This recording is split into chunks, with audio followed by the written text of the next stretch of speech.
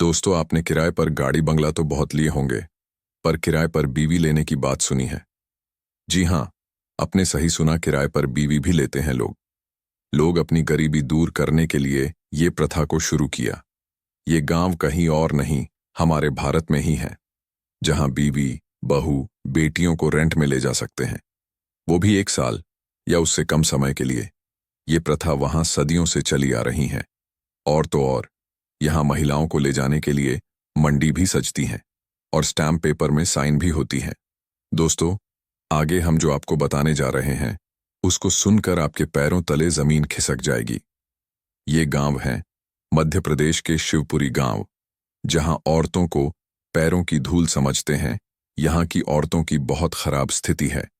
मध्य प्रदेश के शिवपुरी जिले में प्रचलित धड़ीचा प्रथा एक सामाजिक कुप्रथा है, जिसमें महिलाएं अस्थायी रूप से किराए पर पत्नी के रूप में दी जाती हैं। इस प्रथा के अंतर्गत एक निश्चित अवधि के लिए महिलाओं को पैसे के बदले विवाह संबंधी अधिकार दिए जाते हैं, लेकिन यह संबंध कानूनी और सामाजिक सुरक्षा से वंचित होता है। धड़ीचा प्रथा की जड़ें समाज में व्याप्त आर्थिक असमानता, सामाजिक पितृसत्ता और लैंगिक भेदभाव में पाई जाती हैं। यह प्रथा कई दशकों से चल रही है, जहां गरीब परिवार अपनी बेटियों को अस्थायी विवाह के लिए भेजते हैं, जिससे उन्हें आर्थिक सहायता मिल सके। धड़ीचा प्रथा के तहत एक मंडी का आयोजन होता है, जहां पुरुष दूर दूर से आकर कुंवारी लड़कियों और विवाहित महिलाओं को एक निश्चित समय के लिए किराए पर पत्नी के रूप में लेते हैं। इसके लिए 10 रुपए से 100 रुपए तक के स्टाम्प पेपर पर एग्रीमेंट किया जाता है, जिसमें अवधि और शर्तें लिखी जाती हैं। इस अवधि के दौरान पुरुष महिला के साथ पति पत्नी की तरह रह सकता है, लेकिन यह संबंध कानूनी मान्यता प्राप्त नहीं होता। धड़ीचा प्रथा को कुछ लोग सामाजिक मान्यता देते हैं, क्योंकि यह उनके लिए आर्थिक संबल का साधन है, लेकिन यह महिलाओं के अधिकारों का उल्लंघन करता है और उन्हें वस्तु समझे जाने की प्रवृत्ति को बढ़ावा देता है। सामाजिक संगठनों और मानवाधिकार कार्यकर्ताओं ने इस प्रथा की निंदा की है और इसे समाप्त करने के लिए आवाज उठाई है। प्रथा के पीछे के कारण: 1. आर्थिक तंगी। ग्रामीण क्षेत्रों में रोजगार की कमी और आर्थिक असमानता के कारण परिवार अपनी बेटियों को इस प्रथा में शामिल करते हैं। 2. शिक्षा की कमी। शिक्षा की कमी के कारण महिलाएं अपने अधिकारों और कानूनी सुरक्षा के बारे में अनभिज्ञ रहती हैं।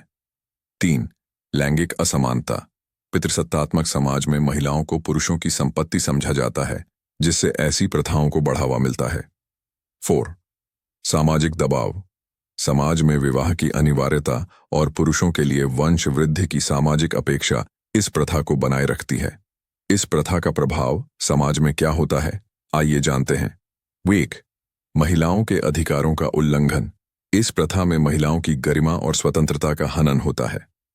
2. शारीरिक और मानसिक उत्पीड़न। महिलाओं को शोषण, दुर्व्यवहार और मानसिक तनाव का सामना करना पड़ता है। 3. अस्थायी विवाह और बच्चों का भविष्य। इन अस्थायी संबंधों से जन्म लेने वाले बच्चों की सामाजिक और कानूनी पहचान अस्पष्ट रहती है, जिससे उनका भविष्य अंधकारमय हो सकता है। भारतीय संविधान के अनुच्छेद 14 और 21 महिलाओं के अधिकारों और सम्मान की रक्षा करते हैं। इसके अलावा बाल विवाह निषेध अधिनियम और दहेज निषेध अधिनियम भी लागू हैं, लेकिन जागरूकता की कमी और सामाजिक स्वीकृति के कारण धड़ीचा प्रथा पर पूर्णतः रोक नहीं लग पाई है। प्रथा समाप्त करने के प्रयास भी जारी हैं। सामाजिक संगठनों द्वारा इस प्रथा के खिलाफ जागरूकता अभियान चलाए जा रहे हैं। महिलाओं को शिक्षित और आत्मनिर्भर बनाने के लिए सरकारी और गैर सरकारी संस्थान काम कर रहे हैं। सरकार को सख्त कानून बनाकर इस प्रथा पर रोक लगानी चाहिए और इसके उल्लंघन पर कड़ी सजा का प्रावधान करना चाहिए। धड़ीचा प्रथा महिलाओं के सम्मान, गरिमा और अधिकारों के खिलाफ है। इसे समाप्त करने के लिए केवल कानूनी प्रतिबंध ही नहीं, बल्कि सामाजिक मानसिकता में परिवर्तन की आवश्यकता है। महिलाओं को शिक्षा, आर्थिक सशक्तिकरण और सामाजिक समर्थन देकर ही इस कुप्रथा को जड़ से समाप्त किया जा सकता है। इसी तरह की जानकारी लेने के लिए चैनल को सब्सक्राइब करें। धन्यवाद।